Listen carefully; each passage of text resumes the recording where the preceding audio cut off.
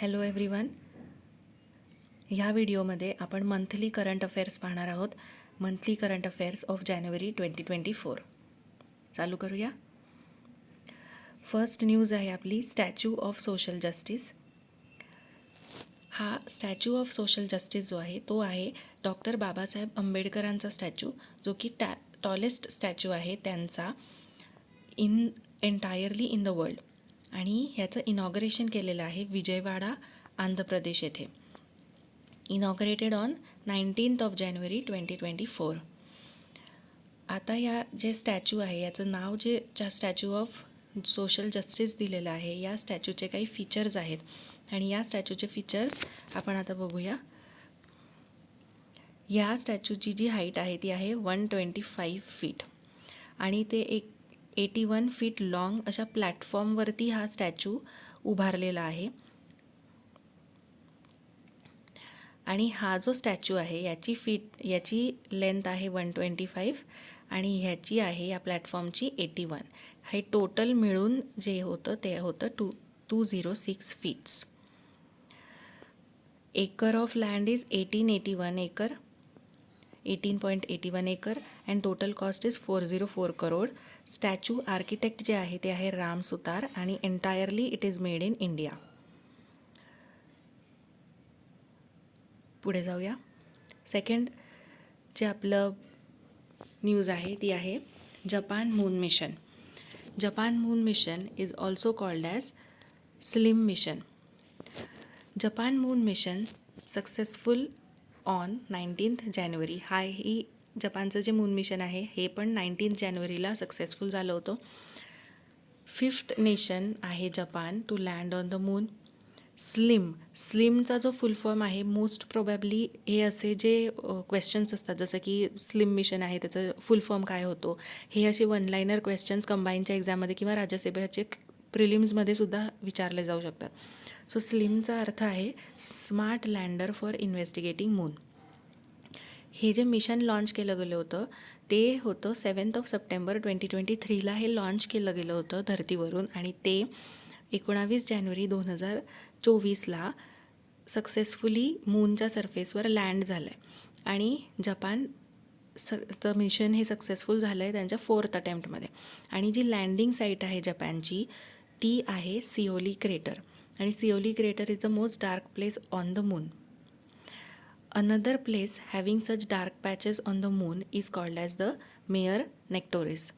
Dark patches म्हणजे जे मूनवरती किंवा चंद्रावरतीचे जे डाग आपण बघतो ते डागाचे नाव आहे सिओली क्रेटर. आणि त्या सिओली क्रेटरवरतीच लँडिंग साईट झालेलं आहे. आणि अजून दुसरा जो डार्क पॅच आहे किंवा डाग आहे दुसऱ्या चंद्रावर त्याचं नाव आहे मेयर नेक्टोरिस. जपानची जी स्पेस एजन्सी आहे ती आहे जक्सा स्पेस एजन्सी. आणि जे 5 राष्ट्र आहेत ज्यांनी याच्या आधी मून लँडिंग केलेलं आहे ते आहे रशिया, US, चायना, इंडिया आणि 5वं आहे जपान. पुढे जाऊया. पुढचा न्यूज जी आहे ती आहे प्रधानमंत्री राष्ट्रीय बाल पुरस्कार 2024. ह्याच्यामध्ये आपल्या महाराष्ट्रामधून आदित्य ब्राह्मणे या मुलाला नंदुरबारमधून फ्रॉम महाराष्ट्र यांनी राष्ट्रीय बाल पुरस्कार मिळवला आहे, पण तो पॉस्थ्युमसली मिळवलेला आहे मृत्यू पश्चात. ह्या मुलाने ही saved his life of his cousin sacrificing his own life. This year total 19 kids received the award, wherein 10 are girls and 9 are boys. महाराष्ट्रामधून आदित्य ब्राह्मणे या मुलाला मिळालेलं आहे आणि पूर्ण देशामधून 19 मुलांना मिळालेलं आहे. आणि हे जे राष्ट्रीय बाल पुरस्कार आहे हे ministry of women and child development तर्फे देण्यात येतं. आणि हे स्टार्ट झालं होतं 1996 1996मध्ये. given to the children between the age of 5 to 18 years for their extraordinary contribution. 5 ते 18 वर्ष वयोगटातील जे काही मुलं असतील त्यांना हे पुरस्कार दिला जातो आणि त्यांचं एक्स्ट्राऑर्डिनरी कॉन्ट्रीब्युशन पाहिजे ह्या काही फील्ड्समध्ये, जसं की इनोव्हेशन झालं, स्कॉलॅस्टिक अचीवमेंट्स, आर्ट्स, सोशल सर्व्हिस, ब्रेव्हरी और स्पोर्ट्स. पुढची न्यूज आहे सीमा सुरक्षा बल. ह्याची सीमा सुरक्षा बल जो आहे SSB याच्या नवीन डिरेक्टर जनरलची नियुक्ती करण्यात आली आहे. त्यांचे जे नवीन डिरेक्टर जनरल आहे ते आहे श्री दलजीत सिंग चौधरी. यांचं जे टेन्युअर आहे ते आहे 30 नोव्हेंबर 2025 पर्यंत. आणि याच्या आधीचे जे मावळत्या डिरेक्टर जनरल होत्या त्या होत्या मॅडम रश्मी शुक्ला. आणि मॅडम रश्मी शुक्ला ह्यांची जी बदली आहे ती as a Maharashtra's first women DGP म्हणून झालेली आहे आणि म्हणून त्यांच्या जागी दलजीत सिंग चौधरी हे सीमा सुरक्षा बलचे नवीन डिरेक्टर जनरल म्हणून नियुक्ती करण्यात आलेली आहे यांची. आणि सीमा सुरक्षा बल आता आपण त्याच्याबद्दल काही पाहूया. Established after Indo-Sino war. Seema Suraksha Bal हे जे बल आहे हे इंडो चायना वॉर जे 1962चं झालेलं होतं त्याच्यानंतर याची एस्टॅब्लिशमेंट आहे. याची एक्झॅक्ट एस्टॅब्लिशमेंट डेट आहे 20 डिसेंबर 1963. याचे हेडक्वार्टर्स आहे न्यू दिल्ली आणि याचा मोटो आहे सेवा, सुरक्षा और बंधुता. पुढे जाऊया. पुढची जी न्यूज आहे ती आहे India's first indigenous assault rifle उग्रम.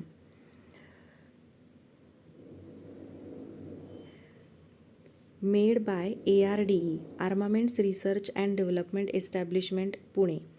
ARDE आणि ह्याची उग्रमची जी लॉन्च डेट आहे ती आहे 8 जानेवारी 2024. ARDEचे जे डिरेक्टर आहेत ते आहे श्री अंखती राजू. आपण बघूया ARDE बद्दल थोडं. ARDE was established in 1958. DRDOची जी एस्टॅब्लिशमेंट आहे ती पण 1958चीच आहे. ARDE was established with the goal of achieving self sufficiency in the fields of armaments. It is a laboratory of DRDO. It is located in Pune. आणि first develop केलेली जी indigenous assault rifle आहे ती आहे उग्रम 8 जानेवारी 2024. हे लक्षात ठेवा. पुढचं सगळ्यात मोठी न्यूज या वर्षातली ती आहे मॅग्निफिसेंट श्रीराम मंदिर. भव्य असं श्रीराम मंदिर अयोध्येतलं त्याचं इनॉग्रेशन करण्यात आलेलं आहे. ही ह्या महिन्याची सगळ्यात मोठी न्यूज आहे. याचं जे प्राणप्रतिष्ठा आहे, प्राणप्रतिष्ठा 22 जानेवारी 2024ला झाली. पण त्याची भूमिपूजन जे झालं होतं ते झालं होतं 5 ऑगस्ट 2020ला. 2020मध्ये भूमिपूजन झालं होतं. भूमिपूजन नंतर जवळपास 3-3.5 वर्षांनी 22 जानेवारी 2024ला ह्याचं इनॉग्रेशन झालं किंवा प्राणप्रतिष्ठा झाली. आपल्याला माहिती आहे आपले प्रधानमंत्री श्री नरेंद्र मोदी यांच्याकडून ती प्राणप्रतिष्ठा करण्यात आली. प्लेस अयोध्या UPमध्ये आहे. आणि राम मंदिरचे जे आर्किटेक्ट आहे ते आहे चंद्रकांत सोमपुरा. आणि रामलल्लाची जी मूर्ती आहे तिचे जे स्कल्प्टर आहे म्हणजे रामलल्लाची मूर्ती ज्यांनी बनवलेली आहे ते आहे अरुण योगीराज. आणि अरुण योगीराज हे कर्नाटकामधून बिलॉंग करतात. आणि जी आयडल आहे रामलल्लाची जी मूर्ती आहे ही ब्लॅक रॉक काळ्या शिळापासून बनवलेली आहे, काळ्या दगडापासून. त्याचं नाव आहे कृष्णशिला. आणि ही कृष्णशिला जी आहे ही कर्नाटकमध्ये हा दगड सापडतो. ह्या मूर्तीची जी हाईट आहे ती 4.5 फीट टॉल आहे आणि 3 फूट त्याची रुंदी आहे वाईड. राम मंदिर निर्माण समितीचे प्रेसिडेंट जे आहे ते आहे Shri Nripendra Mishra. Ayodhya airport renamed as Maharshi Valmiki airport. आणि Ayodhya railway station is renamed as Ayodhya Dham junction railway station. Ayodhya is earlier known as Saket Nagar earlier. इथे थोडीशी प्रिंटिंग मिस्टेक झालेली आहे आपली. Ayodhya is known as Saket Nagar म्हणजे अयोध्येला आधी साकेत नगर म्हणून ओळखलं जायचं. आणि अयोध्येचं जे एअरपोर्ट आहे ते आहे महर्षी वाल्मिकी एअरपोर्ट.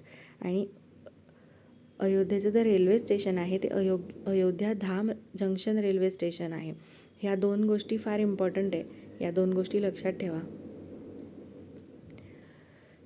पुढे जाऊया. आता पुढे तुम्हाला स्क्रीनवर दिसत असेल की अयोध्येचं जे आपलं राम मंदिर आहे त्या राम मंदिराचं काही वैशिष्ट्य याच्यामध्ये दाखवण्यात आलं आहे या पिकमध्ये.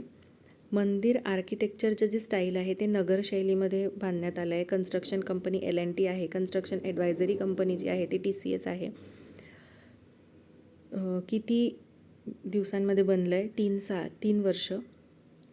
5 गुंबद आहे याच्या, 5 आणि पिलर्स 360 पिलर्स आहे. हे आपण बघू शकतो इथे गर्भगृह आहे मंदिराचं.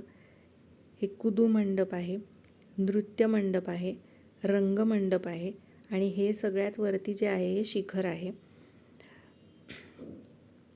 आणि ह्याची जी हाईट आहे टोटल मंदिराची 161 फीट आहे. 161 फीट टॉल हे मंदिर आहे. 161. हे सुद्धा यथाकथी कोणत्याही पेपर्समध्ये करंट अफेअर्सच्या क्वेश्चन्समध्ये हे विचारू शकतात की राम मंदिराची हाईट काय आहे. ती आहे 161 फीट. आणि रामलल्लाची जी मूर्ती आहे त्याचे डायमेन्शनसुद्धा तुम्हाला लक्षात ठेवावे लागतील. नींव में लगे 2 लाख ईंटें, सब पर लिखा है श्री राम. मंदिर कुल 10 एकर में है. 10 एकर जागा आहे. त्या 10 एकर जागेवरती मंदिरचं निर्माण करण्यात आलेलं आहे. हे मंदिर संकुल आहे. सीढ़ियों की चौड़ाई है 16 फीट. आणि मंदिर परिसर जो आहे पूर्ण मंदिर 10 एकर जागेवर पसरलं आहे आणि मंदिरचा जो परिसर आहे पूर्ण तो आहे 57 एकर्स. आता अयोध्येच्या राम मंदिरचं पण काही हिस्ट्री आहे आणि ती हिस्ट्री आपल्याला माहिती आहे की सगळ्यात पहिले जे वाद चालू झाला होता तो बाबरी मस्जिदवर चालू झाला होता. सो बाबरी मस्जिद जी आहे ती 1529मध्ये बाबरी मस्जिद कन्स्ट्रक्ट झाली होती. त्याच्यानंतर 1885मध्ये कोर्ट डिस्प्यूट बिगॅन, म्हणजे कोर्टमध्ये बाबरी मस्जिदच्या कन्स्ट्रक्शनवर किंवा बाबरी मस्जिदचे जे ठिकाण होतं त्याच्यावरती वादविवाद चालू झाला 1885मध्ये. 1885 हे वर्ष बऱ्यापैकी लक्षात राहतं कारण की काँग्रेसची स्थापनासुद्धा 1885ची आहे. तसंच लक्षात ठेवा की कोर्ट डिस्प्यूट पण त्याच वर्षी झालं होतं. 1949 Ram idol appears inside the Babri मस्जिदमध्ये श्रीराम यांची मूर्ती तिथे अपियर झाली होती 1949मध्ये. 1950मध्ये हिंदू साईड्स फाईल सूट्स. कोर्टमध्ये हिंदू साईड जी होती, हिंदू साईड आणि मुस्लिम साईडच्या 2 साईड होत्या. हिंदू साईडनी सूट फाईल केली होती कोर्टमध्ये 1950मध्ये. मग 1961मध्ये UP सुन्नी वक्फ बोर्ड फाईल सूट्स. मग 1961मध्ये जे UPचे सुन्नी वक्फ बोर्ड आहे त्यांनी केस दाखल केली. 1984मध्ये Ram Janmabhoomi movement was formed. मग 1986मध्ये Babri Masjid open to allow Hindu pujas. 1989मध्ये Rajiv Gandhi allows VHP to lay foundation stone. VHP म्हणजे विश्व हिंदू परिषद आहे इथे, हे लक्षात ठेवा. 1990मध्ये LK अडवाणी लॉन्चेस रथयात्रा, रायट्स ब्रेकआउट. 1990मधला हा जो माइलस्टोन होता तो फार इम्पॉर्टंट माइलस्टोन आहे. त्याच्यानंतर 1992मध्ये बाबरी मस्जिद डेमॉलिश्ड बाय कारसेवक्स. मग 1993 acquisition of certain areas at Ayodhya act passed 1993मध्ये. मग 1994 फारुकी SC अपहोल्ड्स 1993 ॲक्ट. 2002मध्ये Allahabad high court begins hearing in Ayodhya title dispute. 2010मध्ये Allahabad high court splits land bet, Sunni Waqf board आणि निर्मोही अखाडा आणि रामलल्ला. मग असे लँड बेट जी होती ती स्प्लिट केली होती ह्या 3 वर्गामध्ये. 2011मध्ये SC stays Allahabad Allahabad high court ruling, म्हणजे सुप्रीम कोर्टनी स्टे आणला होता अलाहाबाद हायकोर्टच्या रुलिंगवर. मग 2017 supreme court begins hearing appeal of Allahabad high court judgement.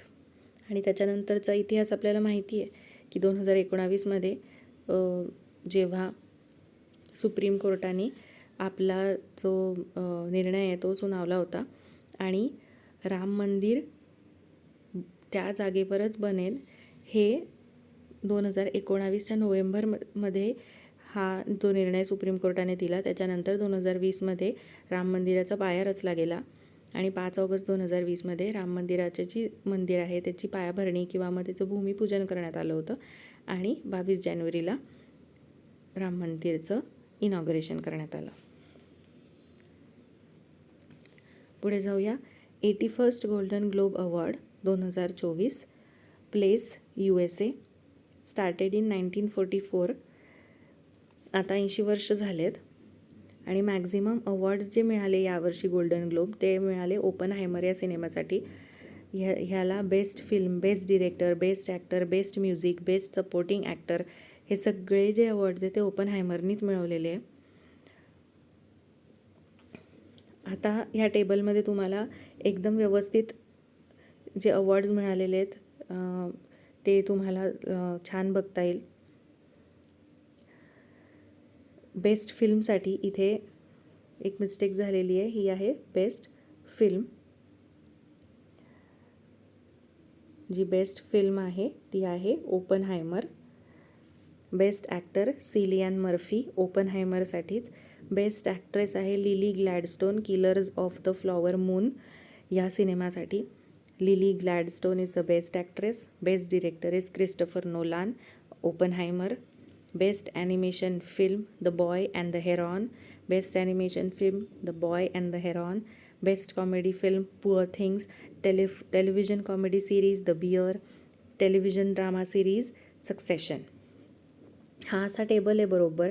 या टेबलवरती जर तुम्ही व्यवस्थित हा टेबल जरी केला तरी त्याच्या गोल्डन ग्लोब अवॉर्ड्सवरती जे येणारे जे प्रश्न आहेत ते तुमचे हमखास सुटतील.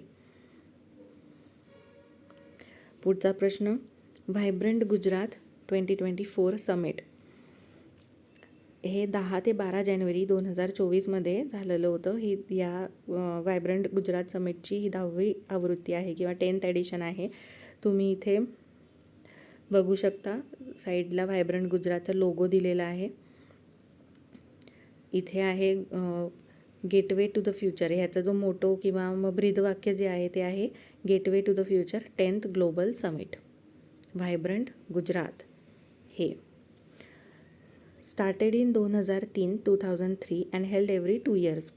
तर 2 वर्षांनी हे व्हायब्रंट गुजरात समिट होत असतं. 2003ला स्टार्ट झालेलं आहे. ही आवृत्ती 10वी आहे. प्लेस कुठे आहे? गांधीनगर गुजरात इथे.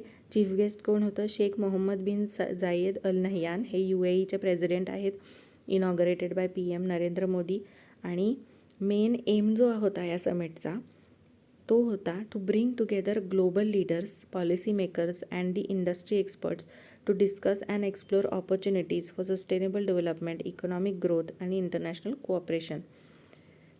म्हणजे एक प्लॅटफॉर्म मिळतं की जिथे ग्लोबल लीडर्स आणि पॉलिसी मेकर्स किंवा जे इंडस्ट्री व्हेरियस इंडस्ट्री एक्सपर्ट्स जे असतात त्यांच्यासाठी एकत्र येण्यासाठी एक प्लॅटफॉर्म मिळतो जे त्यांचे विचार किंवा ब्रेनस्टॉर्मिंग होऊ शकतं किंवा विचारांची देवाणघेवाण तिथे होते. The main focus of Vibrant Gujarat Summit will be on semiconductor, green hydrogen, space technology, manufacturing, electric mobility, sustainable manufacturing, renewable energy and Industry 4.0, said CM Bhupendra Patel. सध्याचे जे गुजरातचे CM आहे ते आहे भूपेंद्र पटेल.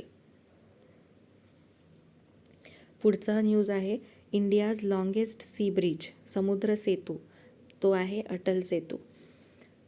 याचं नाव आहे अटल बिहारी वाजपेयी शिवडी नावाशेवा अटल सेतू.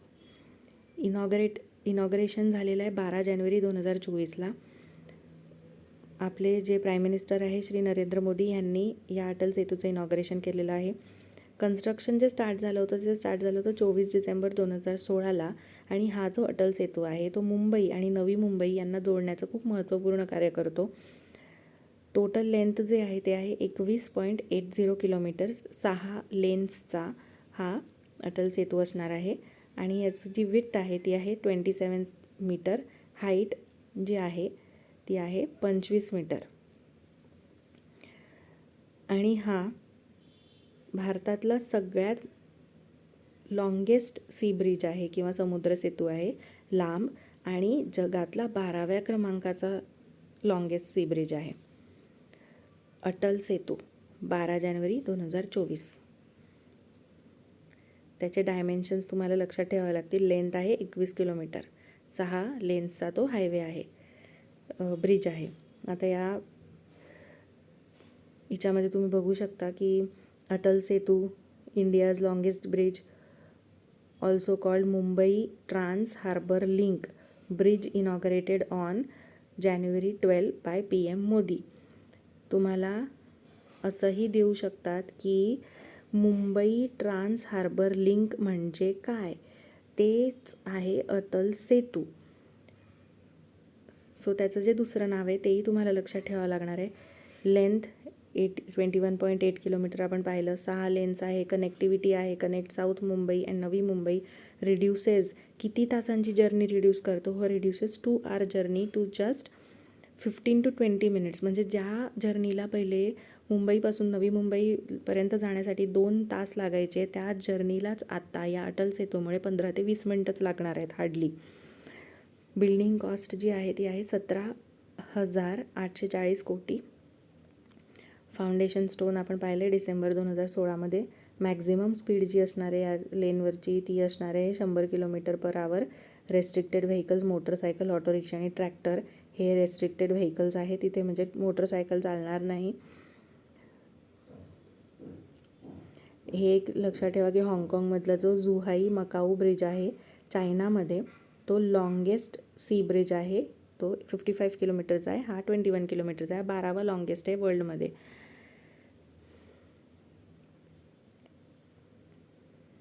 पुढे जाऊया. आता आपण बघणार आहोत पद्मा अवॉर्ड्सबद्दल. पद्मा अवॉर्ड्स जे आहेत आपले 2024चे टोटल अवॉर्डीज जे होते यावेळेसचे ते आहे 132. त्याच्यापैकी स्त्रिया ज्या आहेत विमेन 30 आहेत. 30 वुमनला यावेळेला पद्मा अवॉर्ड्स मिळाले. फॉरेन अवॉर्डीज 8 आहेत. पॉस्थ्युमस अवॉर्डीज म्हणजे मरणोत्तर मिळणारे अवॉर्ड्स 9 आहेत.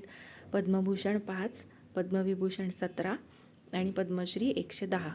5, 17, 110. 5, 17, 110.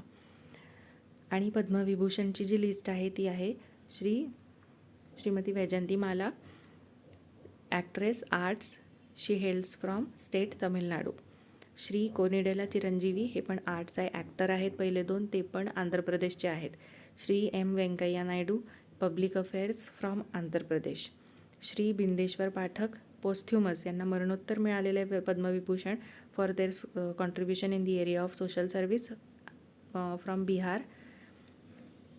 Mrs Padma Subrahmanyam, arts, Tamil Nadu.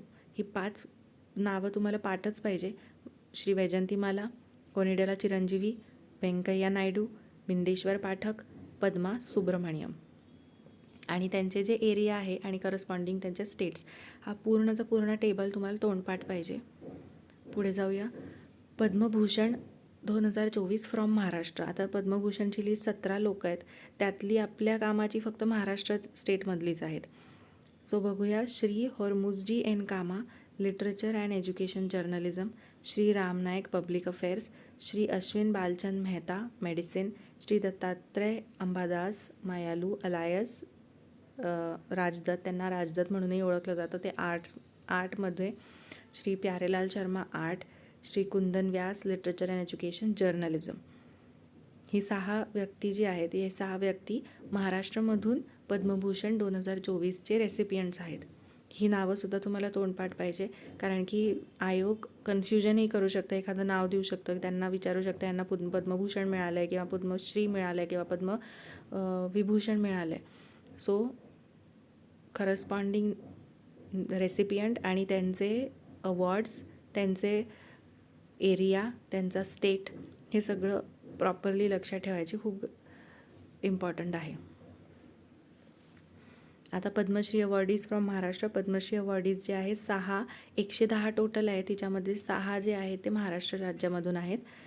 Shri Uday Deshpande sports, Shri Manohar डोळे medicine, Shri Zakir Kazi philosophy and education, Shri Chandrashekhar Meshram medicine, Shrimati कल्पना मोरप्रिया industry, Shri Shankarbaba पाफलकर social service.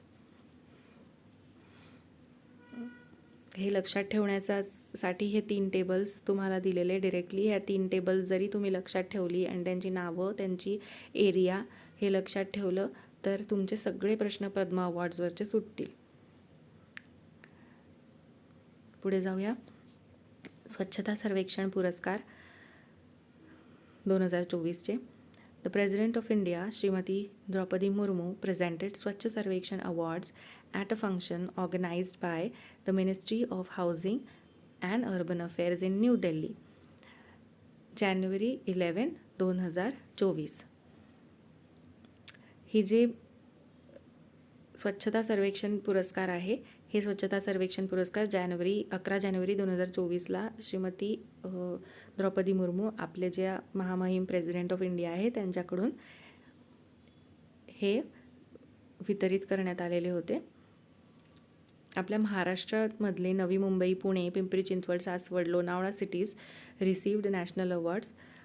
Panchgani, Gadhinglaj and Karad municipal council received departmental awards.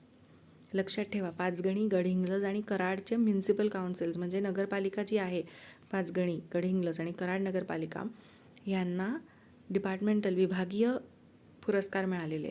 Maharashtra has 21 water plus cities which is highest in India. म्हणजे महाराष्ट्रामध्ये 21 वॉटर प्लस सिटीज आहेत, जे देशात सगळ्यात जास्त आहे. आणि Indore backed cleanest city award सातव्यांदा इंदोरला क्लीनेस्ट सिटी अवॉर्ड मिळालेला आहे देशातला. कितव्यांदा? 7व्यांदा. सो या व्हिज्युअलमध्ये तुम्हाला डिरेक्टली दिसू शकतं की स्वच्छ सर्वेक्षण 2023चा सर्वे आहे हा. क्लीनेस्ट सिटी इंदोर आणि सुरत यांना विभागून यावेळेला फर्स्ट पोझिशन देण्यात आलेली आहे. मागच्या वेळेला कसं होतं, इंदोर फर्स्ट पोझिशनवर होतं, सुरत सेकंड पोझिशनवर होतं. पण यावेळी इंदोर आणि सुरत यांनी मिळून फर्स्ट पोझिशन शेअर केलेली आहे. सेकंड पोझिशनवर कोणी पोहोचलेलं नाही आहे. सेकंड पोझिशन कोणाला देण्यात नाही आलेली आहे. थर्ड पोझिशनवर आहे आपली नवी मुंबई, फोर्थवर विशाखापट्टणम, फिफ्थवर आहे भोपाल आणि सिक्स्थ म्हणजे Vijayawada Andhra Pradesh, 7 new Delhi, 8 is Tirupati, 9 is greater Hyderabad Telangana आणि 10व्या क्रमांकावर आहे पुणे महाराष्ट्र. आणि क्लीनेस्ट सिटी विथ पॉप्युलेशन, हे जे आपण आधीचे पाहिले हे population which is more than 10 lakhs. आणि क्लीनेस्ट सिटी लहान शहरांमध्ये सगळ्यात क्लीनेस्ट सिटी जी आहे लेस दॅन 1 lakh.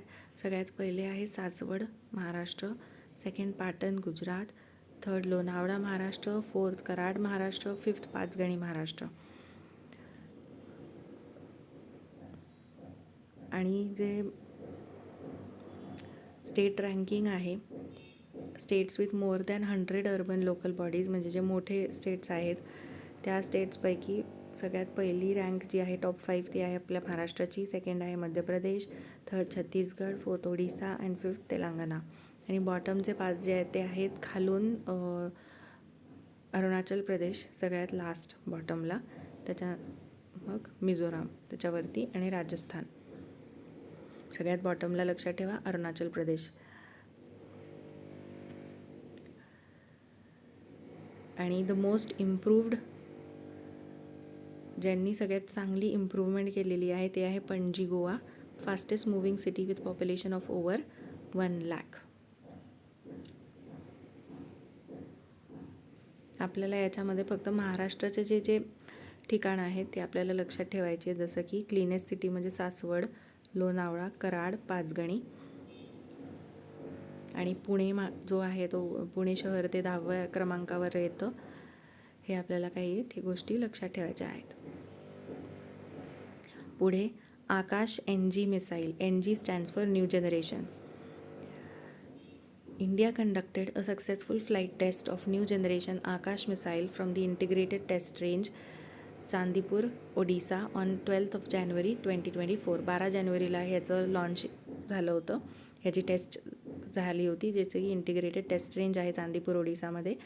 चांदीपूर ओडिसामध्ये मिसाईल टेस्ट रेंज आहे, पण श्रीहरिकोटामध्ये सतीश धवन स्पेस सेंटर आहे. ह्याच्यामध्ये कन्फ्युजन होतं जनरली, आणि हा क्वेश्चनसुद्धा आयोगाने विचारलेला आहे कोणत्या तरी एक्झाममध्ये, की चांदीपूरमध्ये काय आहे, चांदीपूर ओडिसामध्ये, आणि श्रीहरिकोटामध्ये काय आहे. सो हे लक्षात ठेवा. The Akash missile developed by DRDO, which is defence research and development organisation, and produced by Bharat dynamics limited, which is BDL. हे medium range mobile surface to air missile आहे, म्हणजे सरफेसवरून हवेत मारा करणारी missile. Range 25 kilometre intercept range आहे याची. Speed flies at supersonic speed reaching around 2.5 Mach. Generally हे जे मिसाईल्सचे जे स्पीड्स आहेत ते मॅक या युनिटमध्ये मेजर केले जातात. मॅक हा साऊंडचा स्पीड आहे. सो 2.5 मॅक हे त्याची स्पीड आहे. Altitude capable of reaching an altitude of 20 kilometre. Can be fired from both tracked and wheeled platforms. आणि ह्याचे काही आकाश मिसाईलचे वेगवेगळे व्हर्जन्स आहे, जसं की Akash 1S missile, Akash prime and Akash NG. Akash 1S is upgraded version with an indigenous seeker offering improved accuracy. Akash prime जे आहे ते रेडिओ फ्रिक्वेन्सी सीकर आहे आणि optimised for low temperature and high altitude operation, which is Akash prime. and Akash NG, which is new generation variant with improved reaction time and higher level of protection against saturation attacks. हे लक्षात ठेवा. आकाश NG missile, Chandipur Odisha, ITR 12 जानेवारी 2024, आणि 2.5 त्याचं Mac त्याचं speed आहे. पुढचं the beach games 2024. The Beach Games 2024, the first multi-sports beach games in India. ही अशी बीच गेम्स ऑर्गनाईज करणारी ही पहिलीच वेळ आहे.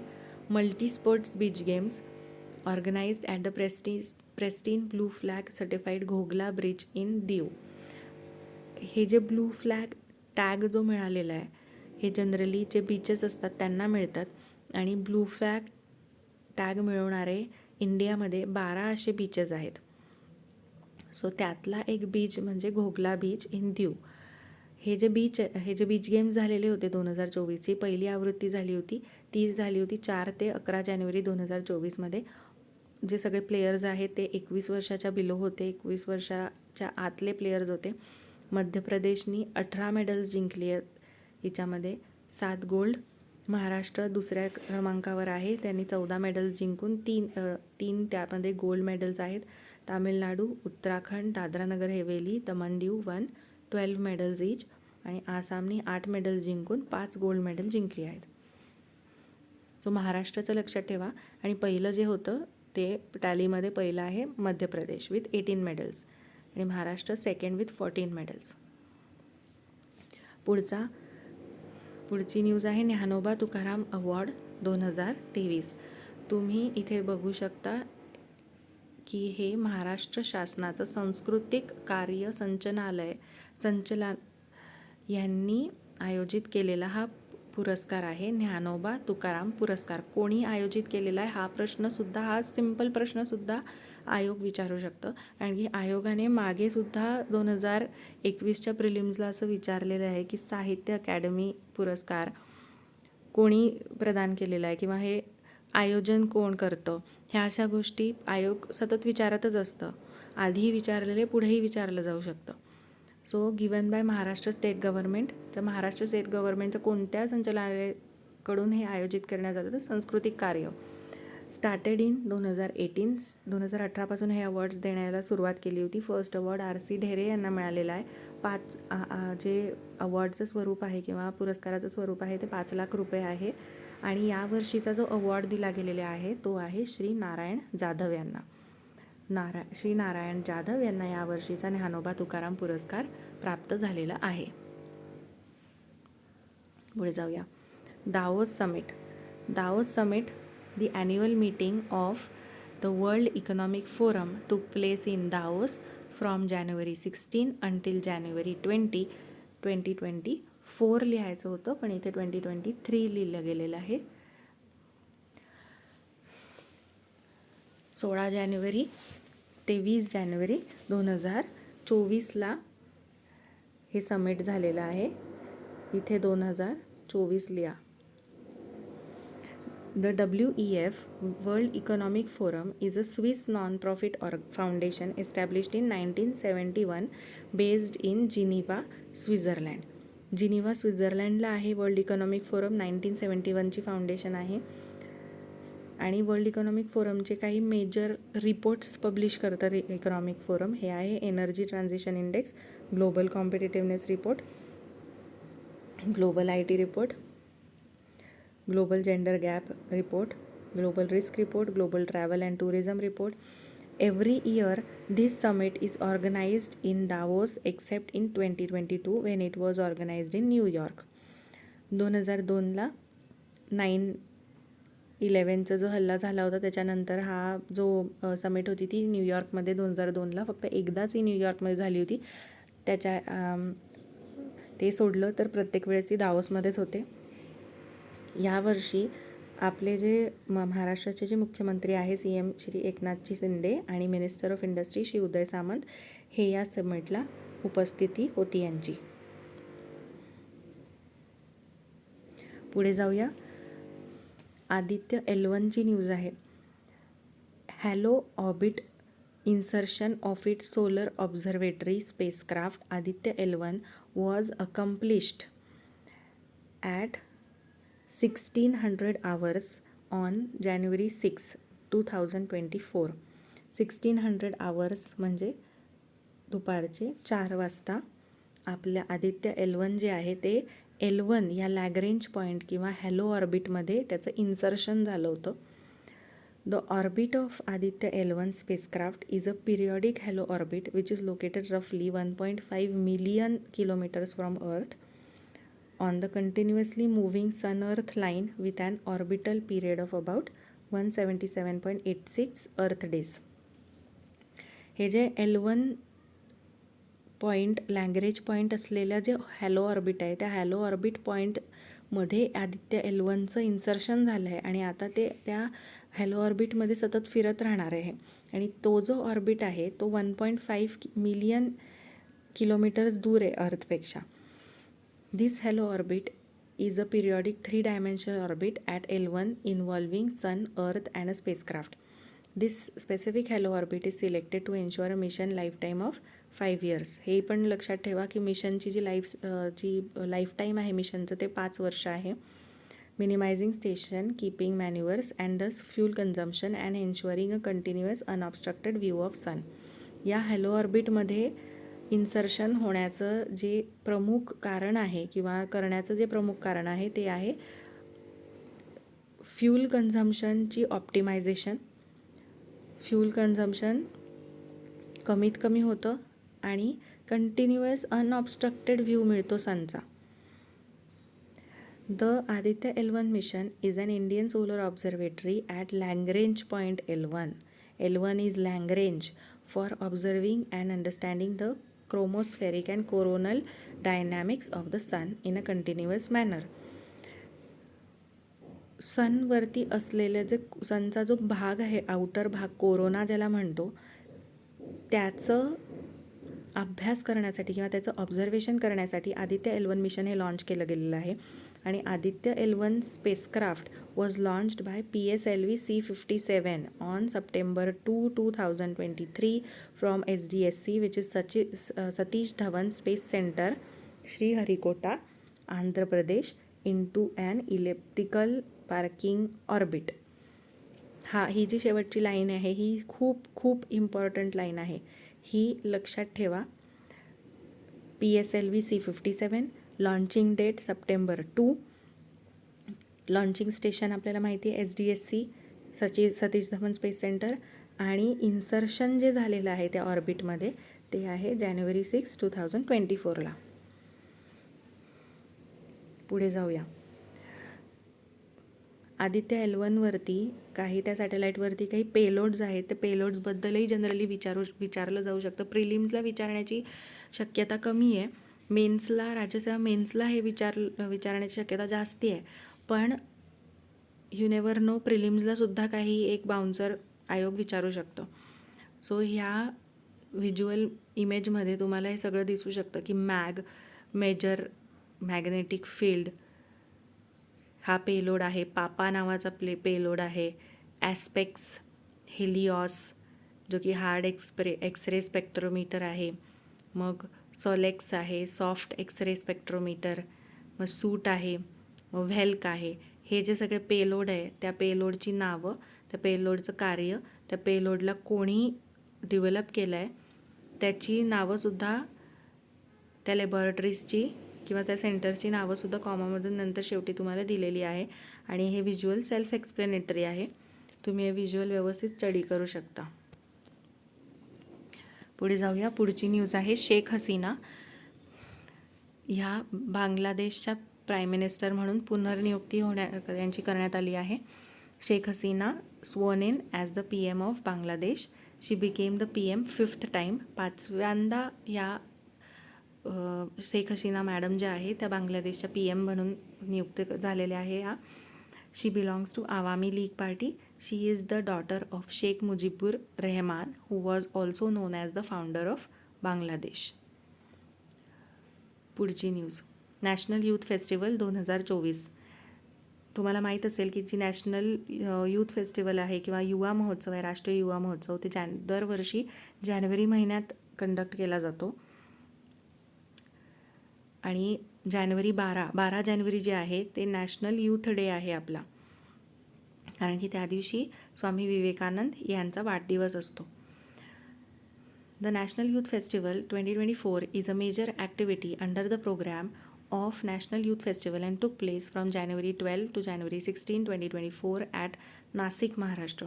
आणि या वर्षीचा जो यूथ फेस्टिवल आहे 2024चा, तो नाशिक, महाराष्ट्र या ठिकाणी आयोजित करण्यात आलेला होता. आणि 2023चा जो यूथ फेस्टिवल होता तो हुबळी, कर्नाटक येथे झालेला होता. 2024चा नाशिक, महाराष्ट्रामध्ये, रिसेंटली या वर्षीचा नाशिकमध्ये झालेला होता.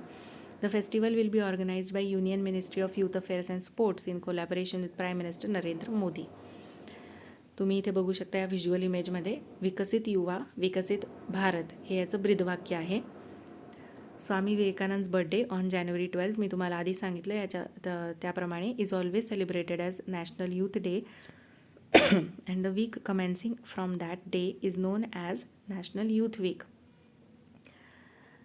The National Youth Festival began in 1995. National youth festival जे आपण सेलिब्रेट करतो हे 1995पासून करतो. As a major activity under the programme of national integration camp NIC in collaboration with one of the states and institutions like Nehru Yuva Kendra Sangathan and the national service scheme NSS. The government of India conducts this programme every year. दरवर्षी हा programme conduct केला जातो. 1995पासून ह्या प्रोग्रामची सुरुवात झाली होती आणि नेहरू युवा संघटन NSS यांच्या कोलॅबोरेशननी हा कार्यक्रम जो आहे तो दरवर्षी आयोजित केला जातो. आणि यावर्षीच या यूथ फेस्टिवलमध्येच नॅशनल यूथ अवॉर्डसुद्धा दिले जातात. आणि यावर्षी ते 4थ्या दिवशी झालं होतं फेस्टिवलच्या. महाराष्ट्रामधून मिस वैष्णवी श्याम गोटमारे, अकोला, महाराष्ट्र, आणि मिस विधी सुभाष पालसापुरे, लातूर, महाराष्ट्र, यांना यावर्षीचा नॅशनल यूथ अवॉर्ड किंवा राष्ट्रीय युवा पुरस्कार प्राप्त झाला आहे. पुढे, XPoSat launch successful. XPoSat mission successful झाले. Launched on 1 January 2024 from Satish Dhawan space centre, Sriharikota, Andhra Pradesh. आणि लॉन्च्ड बाय PSLV C58. आपण पाहिलं की आदित्य L1चं जे लॉन्च व्हेकल होतं तो होता PSLV C57 आणि PSLV C58 हे एक्स्पोसॅट मिशनचं लॉन्च व्हेकल आहे. एम काय आहे एक्स्पोसॅट मिशनचा? एक्स्पोसॅट म्हणजे x ray polarimeter satellite is India's first dedicated polarimetry mission to study various dynamics of bright astronomical X-ray sources in extreme conditions. म्हणजे जनरली जे एक्सरेज किंवा ज्या रेडिएशन्स एमिट करतात सेलेस्टियल बॉडीज, जसं की ब्लॅक होल झालं, न्यूट्रॉन स्टार्स झाले, हे ज्या सेलेस्टियल बॉडीज आहे ते कोणत्या प्रकारचं रेडिएशन एमिट करत असतात किंवा एक्सरेज एमिट करत असतात किंवा बाह्य स्पेसमधून येणारे जे रेडिएशन्स आहे किंवा एक्सरेज आहे त्यांचं स्टडी करण्यासाठी हे एक्सपोसॅट मिशन स्पेशली लॉन्च केलं गेलं आहे. This is the first ever mission of India to explore the black holes and neutron stars and world's second. जगातलं दुसरं आणि भारतातलं पहिलं मिशन आहे. The first mission in the world was launched by NASA as expected in 2021. त्यांचं जे मिशनचं नाव होतं ते होतं IXPE, imaging X-ray polarimetry explorer. आणि ह्याच्यामध्ये एक्सपोसॅटवरची जे सॅटेलाईटवरची जे पेलोड्स आहे ते आहे पोलिक्स आणि XSPECT. POLIX is an X-ray polarimeter for astronomical observation in energy band of 8 to 30 kilo electron volts. The payload is being developed by Ramam Research Institute, Bangalore, in collaboration with UR Rao Satellite Center, URSC. Expect is a X-ray spectrometry and timing payload on board Exposat, which can provide fast timing and good spectrometric resolution in soft X-rays. So हे लक्षात ठेवा, पोलिक्स आणि expect ह्या दोन payloads आहे एक्सपोसॅट मिशनवर.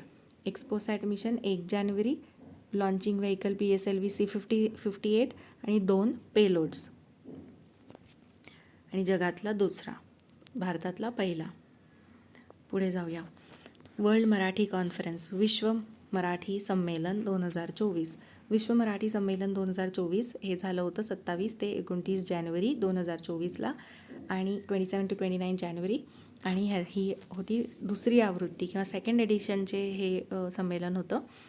Maharashtra governor Ramesh Bais inaugurated the world Marathi conference किंवा Vishwa Marathi Sammelan 2024 organised by department of school education and Marathi language.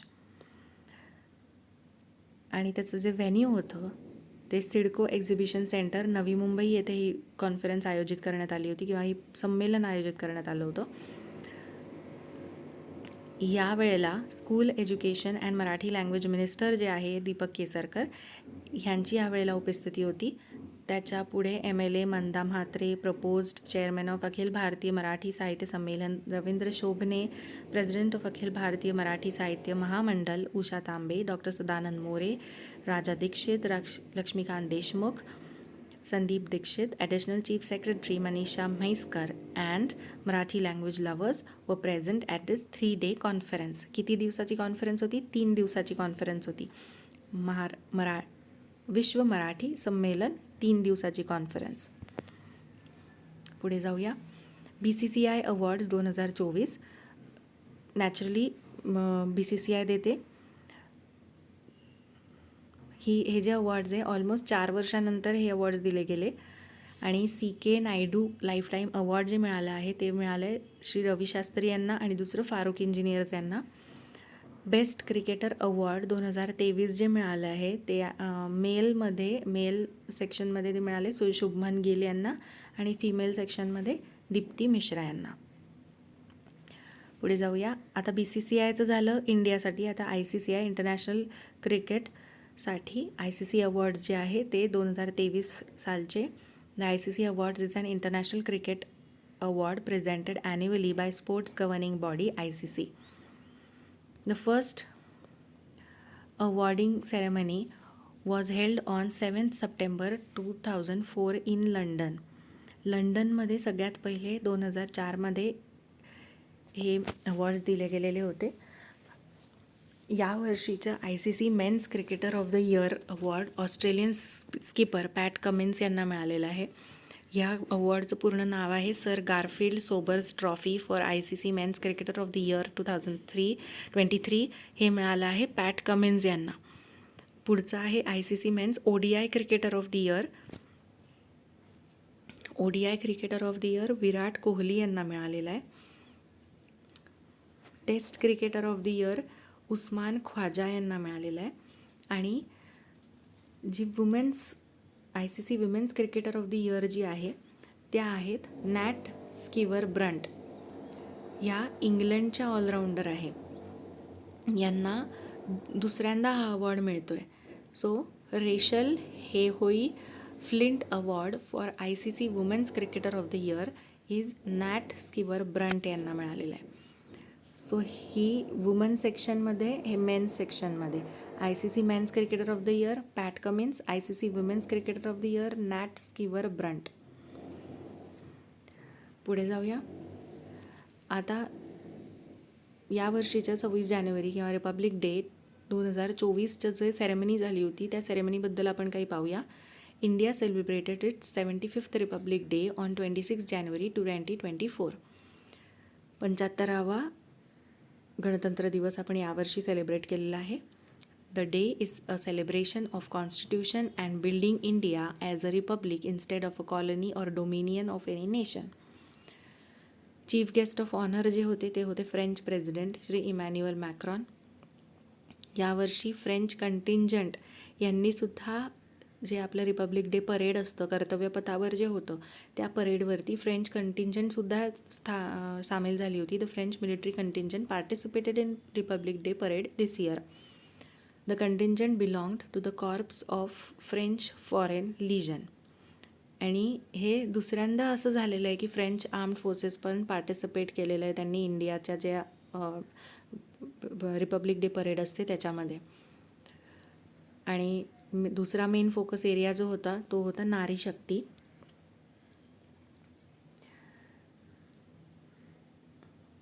नारी Shakti. The 75th republic day parade at Kartavya Path showed the themes of विकसित भारत अँड भारत लोकतंत्र की मातृका. एम्फेसिस म्हणजे Bharat is the mother of democracy. त्याचं अर्थ आहे emphasis a woman centric focus.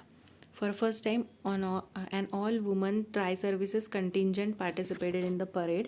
हा पण एक खूप महत्त्वाची बीट आहे. ही सगळ्यात ही 75वा रिपब्लिक डे हा असा रिपब्लिक डे आहे की पहिल्यांदा ऑल वुमन ट्राय सर्व्हिस म्हणजे तिघी मिलिटरी सर्व्हिसेसमधले कंटिंजंट पार्टिसिपेट केलेलं होतं. वुमन कंटिंजंटनी पार्टिसिपेट केलेलं होतं Republic day परेडमध्ये.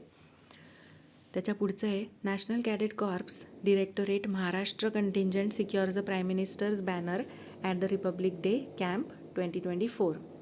Third consecutive year आहे की महाराष्ट्राच्या NCC डिरेक्टोरेटला प्राईम मिनिस्टरचं बॅनर मिळालं आहे. वीरगाथा 3.0. The third edition of Project Veergatha was organized as a part of Republic Day celebration 2024 to inspire and spread awareness among children about the gallant deeds and sacrifices of the armed forces. वीरगाथा. गाथा म्हणजे story. वीर story. जसे की एखादी आई आपल्या मुलांना काही शौर्याच्या स्टोऱ्या सांगते किंवा आपले जसं की आपण लहानपणापासून आपल्या आईवडिलांकडून किंवा आजी आजोबांकडून जसं की छत्रपती शिवाजी महाराजांच्या आपण गोष्टी ऐकत आलो आहे. वीरगाथा ती पण एक प्रकारची वीरगाथा असते. सो ही वीरगाथा जी आहे ही मुलांसाठी मुलांमध्ये अवेअरनेस स्प्रेड करण्यासाठी आहे, त्यांची जागरूकता निर्माण होण्यासाठी आहे. जे आपले आर्म्ड फोर्सेसमधील जे लोक आहेत, जे सोल्जर्स आहेत, त्यांनी जे दिलेले सॅक्रिफायसेस आहेत त्या सॅक्रिफायसेसबद्दल मुलांमध्ये जागरूकता यावी किंवा मुलांना त्यांचे सॅक्रिफायसेस कळावे त्याच्यासाठी वीरगाथा या नावाचा उपक्रम राबवला गेला. The 75th republic day parade featured a unique installation called as Anant Sutra which showcase sarees and drapes from all over the India as a tribute to countries weaving and embroidery arts as well as women of India. ही एक bit लक्षात ठेवा. अनंत सूत्रा हे काय आहे? Saris and drapes from all over the इंडियाचं एक installation आहे, म्हणजे एक प्रदर्शन आहे अनंत सूत्रा नावाचं. ही खूप इम्पॉर्टंट बीट आहे. पुढचं the beating retreat ceremony took place on 29 जानेवारी 2024 ॲट विजय चौक इन दिल्ली. ही जी सेरेमनी आहे हे एक रिवाजाप्रमाणे चालत आलेली सेरेमनी आहे. ही दरवर्षी होतेच. Is a military tradition that marks the end of Republic day celebration, जे की 29 जानेवारीला होतं. The ceremony features music bands from Indian army, navy, air force and central armed police forces playing 31 Indian tunes. आता टॅब्ल्यू जे highlights जे आहेत आपले ministry of culturals टॅब्लो, सांस्कृतिक मंत्रालयाचं जे टॅब्लो होतं त्याला फर्स्ट प्राईज यावर्षीचं मिळालेलं आहे. त्याची जी थीम होती भारत मदर ऑफ डेमोक्रॅसी. महाराष्ट्राचं जे टॅब्लो होतं, Maharashtra tableau celebrates the 35th anniversary of Chhatrapati Shivaji Maharaj coronation ceremony. महाराजांची जे राज्याभिषेक आहे, महाराजांच्या राज्याभिषेकाला यावर्षी 350 वर्ष किंवा 350 वर्ष पूर्ण होत आहे आणि त्याचं चित्रीकरण किंवा त्याचं सादरीकरण आपण या रिपब्लिक डे रथावरती आपण त्याचं सादरीकरण केलेलं होतं टॅब्लोवरती. आणि शिवाजी महाराजेस एस्टॅब्लिशमेंट ऑफ स्वराज्य and respect for woman in his kingdom of the people formed the highlight of महाराष्ट्रच टॅब्लो. The tableau depicted Rajmata Jizabai giving lessons in governance and politics to a younger Shivaji. So, ह्या काही important जानेवारी 2024चे current affairs होते. या पलीकडे जे काही current affairs असतील तर ते पुढच्या स्लाईड्समध्ये आपण घेऊयात. आता इथेच थांबू. थँक्यू.